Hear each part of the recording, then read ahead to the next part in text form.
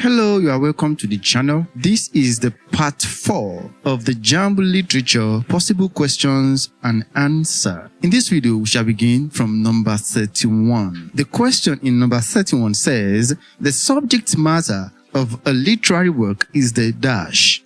The subject matter of a literary work is the A. Theme, B. Plot, C. Structure, D. Setting. The subject matter of a literary work refers to the central idea, message, or an underlying concept that the author is trying to explore. It is often a universal truth, moral, or an insight about human experience. This is known as the theme. Option A, theme. So, the subject matter of a literary work is the theme. Number 32. A structural arrangement of units of composition by which one element of equal importance with another is similarly placed is called, I take that again, somehow complex, somehow technical in structure. A structural arrangement of units of composition by which one element of equal importance with another is similarly placed is called A. Repetition, B. Paradox, C. Refrain, D. Parallelism. Now, in this case, what this question is simply asking is when two elements are similarly placed. That is just what this question is asking. A situation in which two elements are similarly placed. When elements are similarly placed, that is, they are written in a similar way. It is parallelism. When the same element is written more than once, that's repetition. In this case, the same element is not written more than once. In this case, two or more elements are similarly placed. It is parallelism. That is, two elements are written in the same way, almost in the same structure. That's what we mean here by saying they are similarly placed. So it is parallelism. For better understanding, let's see an example of three elements that are similarly placed. This sentence contains three pieces of advice, and each of these pieces of advice are similarly placed. The sentence is work hard, play fair, and stay kind. This sentence contains three pieces of advice, and each of them is placed like the other. The first one is work hard. That is a verb plus an adverb, or in this case, it could be adjective. The way the sentences are placed. Work hard, verb, adjective. Play fair, verb, adjective. Stay kind, verb, adjective. Work hard. Work is the verb, hard is the adjective. Play fair. Play is the verb, fair is the adjective. Stay kind. Stay is the verb, kind is the adjective. Each of them are written the same way. Verb, adjective, verb, adjective, and verb, adjective. That is what we mean by saying that they are similarly placed. This is a perfect example of parallelism. In number 33, we have this extract. Will college make you a better Olokun priest?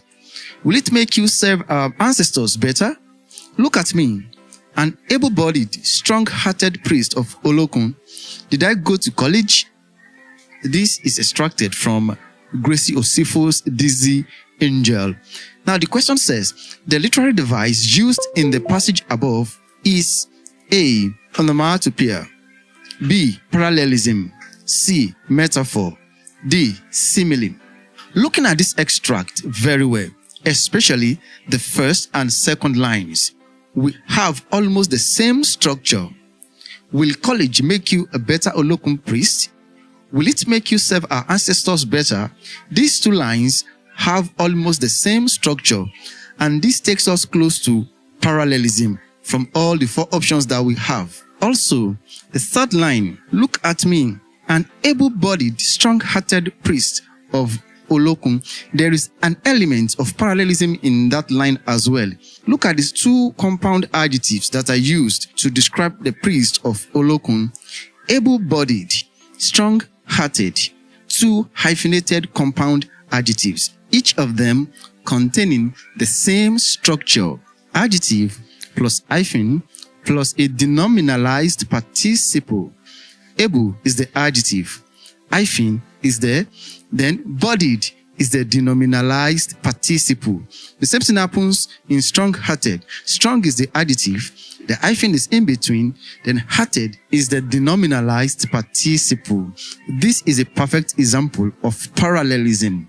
But then, if we are not sure of it, we can cross-examine our answer looking at the other options that we have, if any of them is plausible.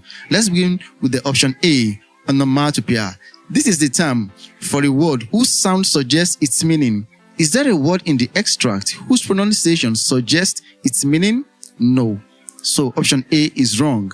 Let's go to option C and D, which are metaphor and simile. Is there any example of metaphor or simile in the extract? No. So option C and D are also wrong. The only evidence we have points towards option B, which is parallelism, and that is our correct option. In number 34, we have an extract. Jose Palacios, his oldest servant, found him floating naked, with his eyes open in the purifying waters of his bath, and thought he had drowned. He knew this was one of the many ways the general meditated, but the ecstasy in which he lay drifting seemed that of a man no longer of this world. The question says, the master in the passage above is obviously in a state of A. Trance, B. Drowning, C. Forgetfulness, D. Labyrinth. We can identify from this short passage some evidences to support our choice of answer. The second sentence shows clearly that this is the master's way of engaging in deep thought. The word ecstasy also shows that the master was in a state of trance. The correct option is option A. In number 35, a metrical pause occurring in the middle of a line in a poem is called A. Tetrameter, B. Rhythm, C. Caesura, D. Assonance. A pause within a line of poetry is called caesura, option C. In number 36, the fair breeze blew, the white foam flew, the furrow followed free. We were the first that ever burst into that silent sea. The dominant figure of speech used in the above passage is A. Repetition, B. Alliteration, C. Paradox, D. Rhyme scheme. Breeze blew, foam flew, the furrow followed free, and silent sea are obvious examples of alliteration, that is the repetition of the same consonant sound. And this makes option B a correct option. To 36. Careened, these oily tears, dripping down the tears on your depressed face, will one day be staunched, I swear. The tone of the poet is A. Supplicatory, B. Optimistic, C. Sympathetic, D. Piteous. Just like I have always said, when identifying mood and tone, there must be pointers from the given passage. The last line is where our evidence is, will one day be staunched, I swear. This line expresses hope and assurance that the suffering, which is symbolized by oily tears and depressed face, will eventually come to an end. The word staunched means to stop the flow of tears. I swear, with an exclamation mark, shows that the writer is so sure, very certain, that the situation will change for good. The correct option is optimistic, hope. Question 37 is an extract from The Beautification of Area Boy by Wole Soyinka. Cyclist gets down and begins to prop his bicycle. The cyclist says, "All right, If you are sure it won't take long, the barber responds, I am known for my lightning clippers. Even the soldiers know me. I can shave the head of an entire battalion between one coup and the next. Sit down and relax your back. Cycling is not easy when you've abandoned it for some time. The literary devices in the dialogue above are A. Hyperbole and allusion, B. Irony and parody, C. Allusion and paradox, D. Humor and irony. Looking at this dialogue, I see hyperbole and allusion. Okay, hyperbole, this is a deliberate exaggeration for effect. The barber says, I can shave the head of an entire battalion between one coup and the next. This is clearly an exaggeration. Shaving the head of an entire battalion of soldiers is simply an exaggeration between one coup and the next. It is an exaggeration to emphasize the speed of the barber with clippers.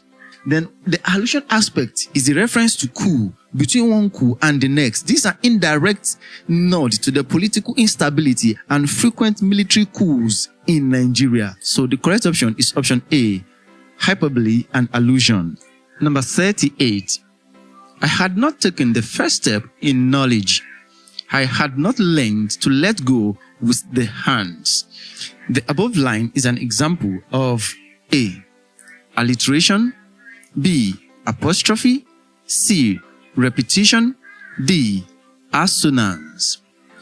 Let us approach this kind of question using the elimination method. A, alliteration. This involves the repetition of the initial consonant sounds. Let us look at the question intently. Is there an example of alliteration there? No. So let's eliminate alliteration. Let's eliminate option A. Let's come to option B, apostrophe. This is when a speaker addresses an absent person or a non-human entity directly, as if the person or as if the thing can hear the speaker. Is there any element of apostrophe in these lines? No. Let us therefore strike out apostrophe. C, repetition. This is a deliberate recurrence of a word or a group of words in order to create emphasis or rhythm. Is there an element of repetition in the given line? Yes. At least we can identify I had not.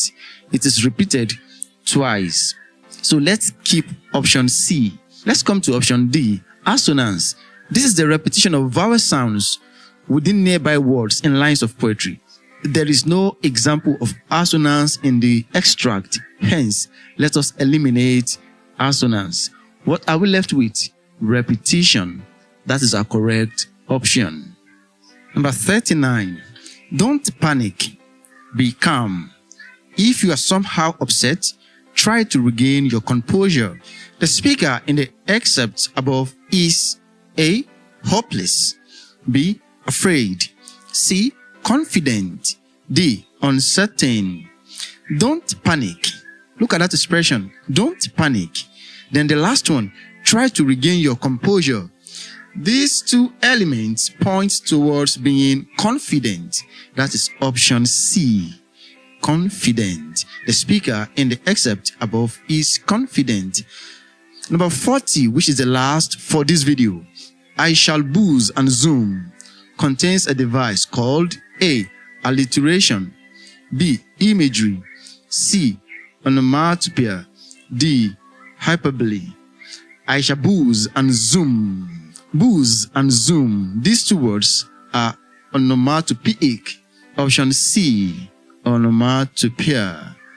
This is all as far as this video is concerned. Do well to subscribe to the channel, like this video, drop your comment, and until I come your way again, have a nice one. Bye-bye.